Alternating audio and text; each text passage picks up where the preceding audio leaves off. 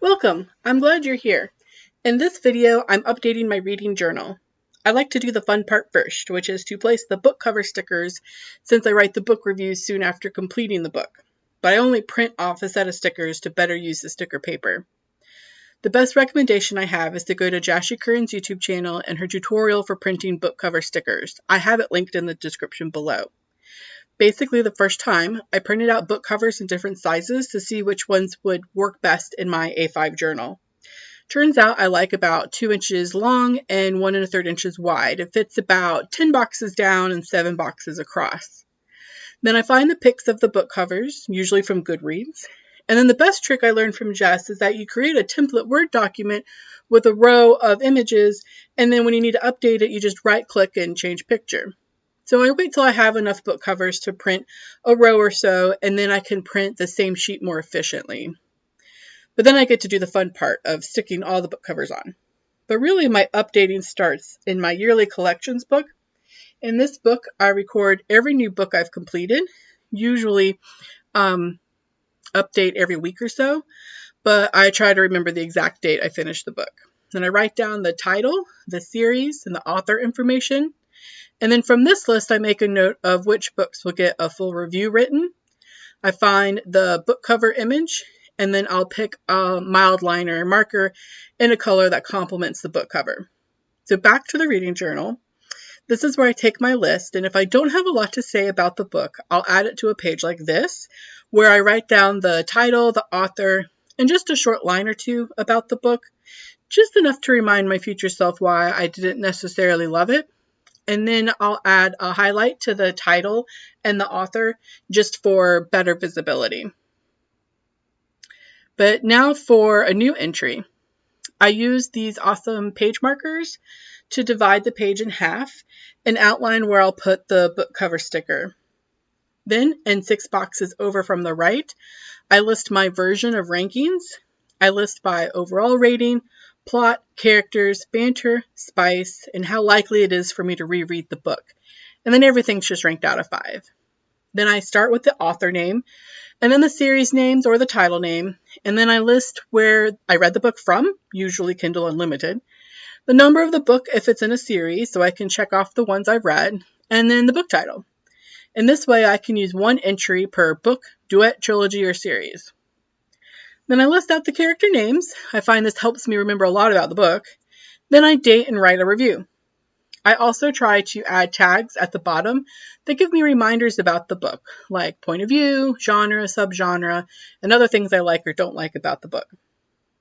Then I continue through my list, adding either to the general completed page or writing a new entry. I do read a lot. Some weeks it's like a book a day. I mostly read spicy books. Right now it's very much a Omegaverse binge with some dystopian zombie new adult mixed in there, both with reverse harems. If those genres aren't to your liking, well, to each their own. I am liking finding dystopian zombie novels that are kind of set like with standard The Walking Dead zombie rules. I think that helps set up world building very quickly and thoroughly.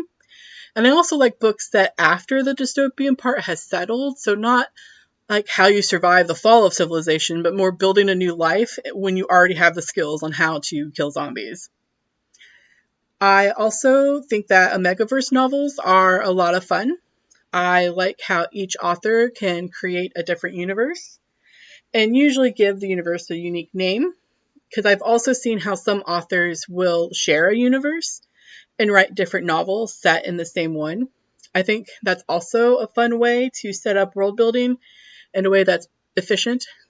I like Omegaverse because it's a nice middle ground between romantasy and paranormal romance. Don't get me wrong, I love paranormal romance or alien romance, vampire shifters, all that. But the Omegaverse gives the kind of usual standard contemporary romance, which I can find to be, I don't particularly enjoy reading about someone having troubles that I would also have in my normal life. I like it to be a little bit abnormal. And so I think that the Omegaverse gives the usual standard contemporary romance plot a fun and spicy twist. It's like shapeshifter romance, but without the shifting. Plus, I like reverse harems because it just multiplies the storylines. It's like having 3 to 7 romances happening all at once. I think that just makes it more fun. Then when I'm done, the most important part is that I update the index in the front. So in the front of my reading journal, I've listed the authors by page number. I would love to have it alphabetical, but I just can't figure out a way to reconcile alphabetical and chronological at the same time. But I'm trying very hard not to double any entries, and so far so good. So any new authors I add to the bottom of the list, and I add any new books from previously read authors, I just add the additional page numbers. I also try to add the future page numbers to the actual review entries to try to connect books if they're within the same series. If there's a series I enjoy, and if I know the release date of the next book, I'll add it to the list in the front of my reading journal as well in the waiting to be published section. But that's pretty much it. I did have to correct an author's name from a previously read author. But now I'm going to be all caught up. From here, in the next week or so, I'll add to the yearly collections listed, and in the next books I read that I want to review, I will add new entries. Once I'm back up to a reasonable number of book covers to print, then I'll get to do the fun part of printing the stickers and sticking them into the book. But that's pretty much it. So thanks for watching.